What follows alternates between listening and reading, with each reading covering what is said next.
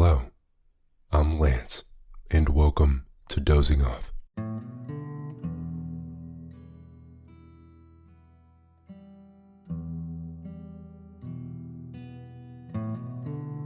Dozing Off is a podcast where I'll read you to sleep.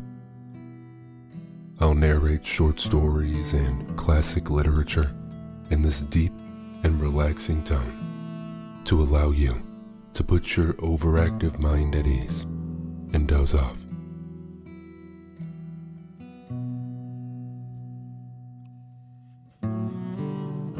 Tonight, we've got the brothers Grimm back on Dozing Off with Briar-Rose, or as we all know it, Sleeping Beauty. Whether tonight is your first time listening to Dozing Off or you fall asleep to these stories every night, thank you so much for being a part of the Dozing Off community. If you do enjoy these short stories, please be sure to leave a review and leave a rating. Okay, here we go.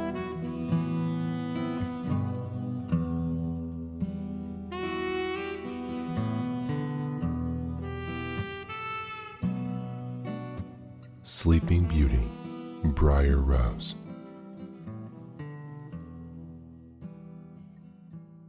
A long time ago, there were a king and queen who said every day, if only we had a child, but they never had one. But it happened that once when the queen was bathing, a frog crept out of the water onto the land and said to her, "Your wish shall be fulfilled. Before a year is gone by, you shall have a daughter."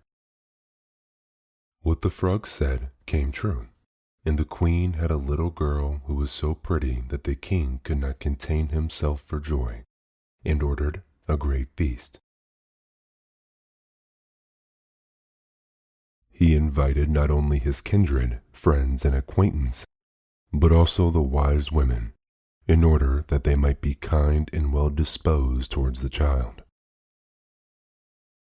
There were 13 of them in his kingdom, but as he only had 12 golden plates for them to eat out of, one of them had to be left at home.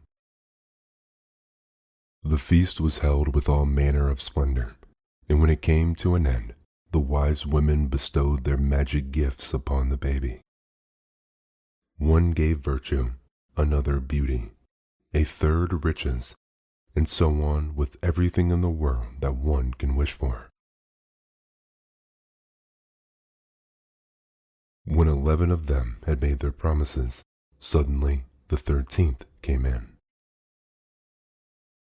She wished to avenge herself for not having been invited, and without greeting or even looking at anyone, she cried with a loud voice, "The king's daughter shall in her 15th year prick herself with a spindle and fall down dead." And without saying a word more, she turned around and left the room. They were all shocked, but the 12th, whose good wish still remained unspoken, came forward, and as she could not undo the evil sentence, but only soften it, she said, "It shall not be death, but a deep sleep of 100 years, into which the princess will fall." The king, who would fain keep his dear child from the misfortune, gave orders that every spindle in the whole kingdom should be burnt. Meanwhile, the gifts of the wise women were plenteously fulfilled on the young girl, for she was so beautiful, modest, good-natured, and wise, that everyone who saw her was bound to love her.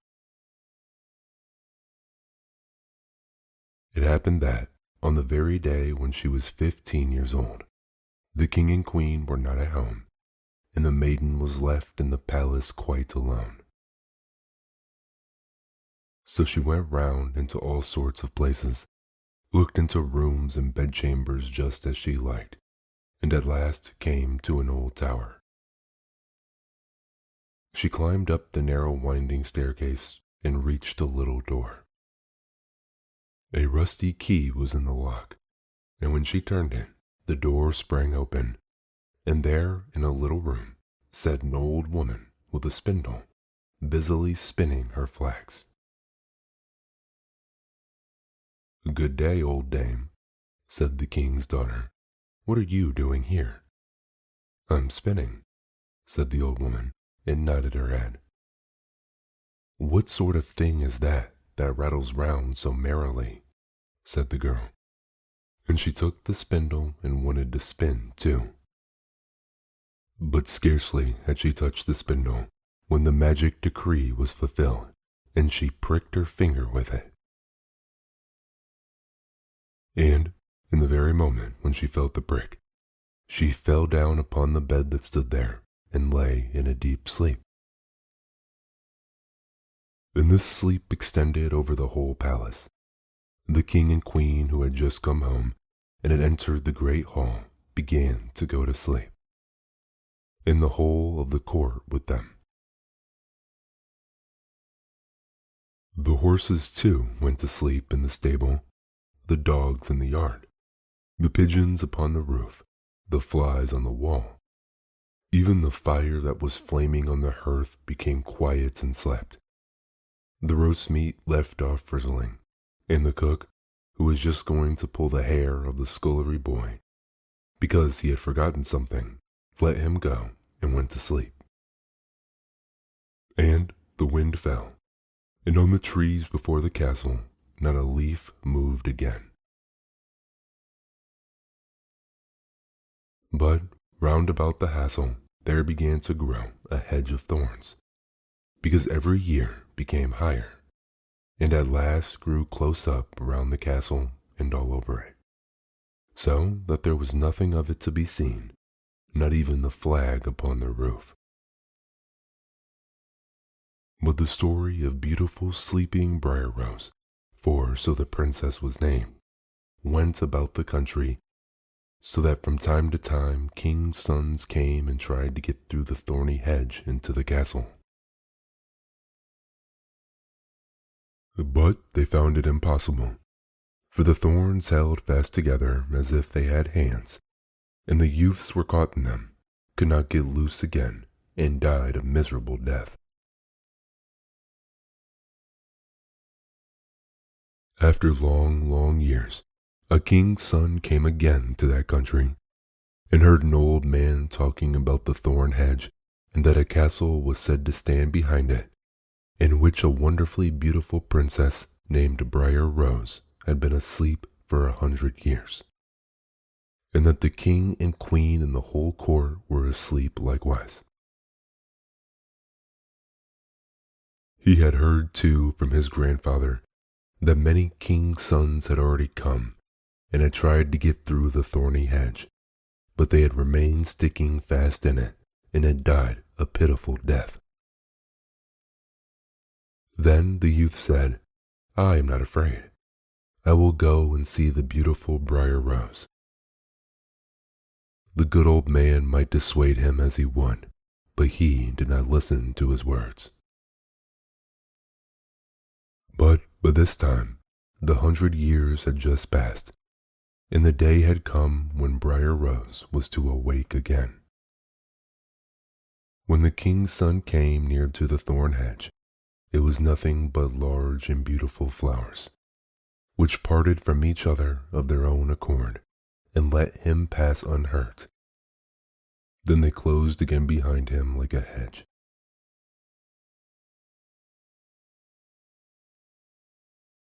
In the castle yard, he saw the horses and the spotted hounds lying asleep. On the roof sat the pigeons with their heads under their wings. And when he entered the house, the flies were asleep upon the wall. The cook in the kitchen was still holding out his hand to seize the boy, and the maid was sitting by the black hen which she was going to pluck. He went on further, and in the great hall he saw the whole of the court lying asleep, and up by the throne lay the king and queen. Then he went on still farther, and all was so quiet that a breath could be heard. And at last he came to the tower, and opened the door into the little room where Briar-Rose was sleeping. There she lay, so beautiful that he could not turn his eyes away, and he stooped down and gave her a kiss. But as soon as he kissed her, Briar-Rose opened her eyes and awoke, and looked at him quite sweetly. Then they went down together, and the king awoke, and the queen, and the whole court, and looked at each other in great astonishment. And the horses in the courtyard stood up and shook themselves. The hounds jumped up and wagged their tails. The pigeons upon the roof pulled out their heads from under their wings, looked round, and flew into the open country. The flies on the wall crept again. The fire in the kitchen burned up and flickered and cooked the meat. The joint began to turn and frizzle again, and the cook gave the boy such a box on the ear that he screamed, and the maid plucked the fowl ready for the spit. And then the marriage of the king's son with Briar-Rose was celebrated with all splendor, and they lived contented to the end of their days.